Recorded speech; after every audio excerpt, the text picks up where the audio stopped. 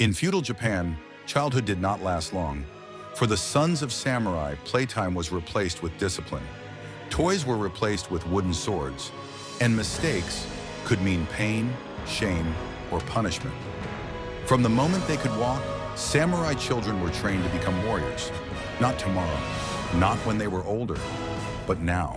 Because in a world of constant war, survival depended on one thing: strength.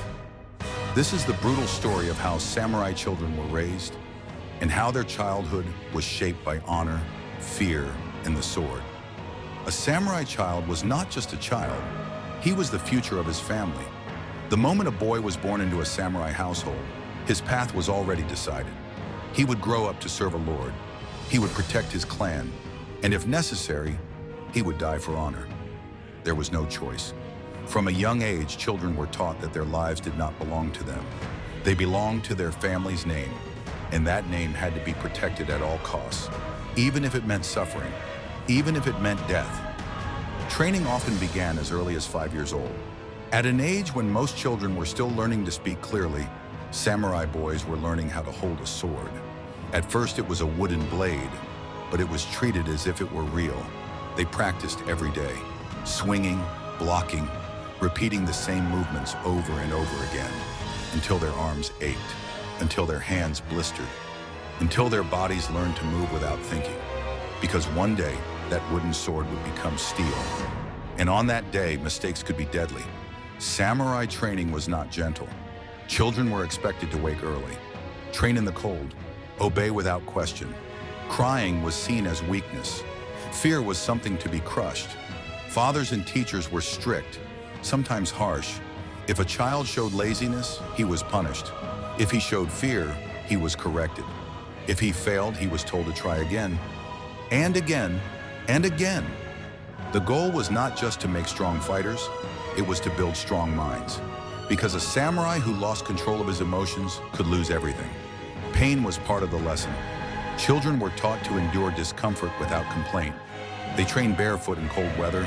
They practiced falls. They learned to get back up after being struck. Some were taught to stand in freezing water to build endurance. Others were made to sit still for long periods to develop focus and patience. It was not cruelty for the sake of cruelty. It was preparation. Because on the battlefield, there would be no comfort, only survival, and the ability to keep going, even when hurt. But samurai training was not only physical, it was deeply mental. Children were taught the code of Bushido, the way of the warrior: honor, loyalty, discipline, courage, respect. These values were repeated every day. A samurai must never lie, never betray, never act selfishly, and most importantly, never fear death. From a young age, children were reminded that their lives might end in battle, and they had to be ready for that, not with panic, but with acceptance. As they grew older, training became more intense. They learned real sword techniques, archery, horse riding, martial arts. But they also studied poetry, calligraphy, philosophy. Because a true samurai was not just a fighter, he was expected to be calm, wise, controlled. Even in the middle of chaos, they were taught to slow their breathing, to focus their thoughts, to remain still under pressure, so that when danger came, they would not panic, they would act. For many samurai children, this life was normal. They did not know any other way. They grew up surrounded by armor, swords, and stories of battle. They heard tales of honor, of loyalty, of warriors who chose death over shame. And slowly they became part of that world. Their childhood was not filled with games. It was filled with preparation. Preparation for war, preparation for responsibility, preparation for sacrifice. Perhaps the most intense lesson of all was understanding death. Samurai children were raised knowing that one day they might have to give their life and not run from it, not beg, not hide, but face it with dignity. This belief shaped how they lived. It made them fearless, but it also meant growing up fast, very fast. Some children thrived in this world. They became strong, focused, disciplined. But the pressure was heavy. Every action reflected on their family. Every mistake carried weight. They were not just children.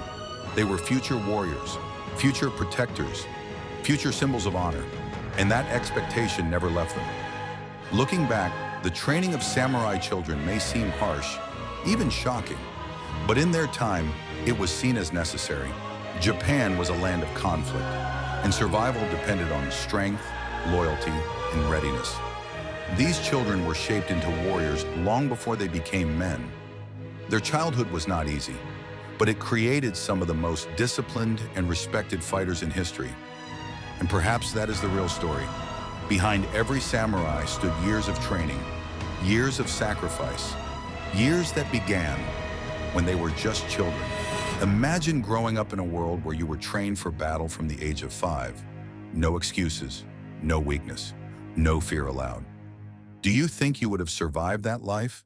Or would the pressure have been too much?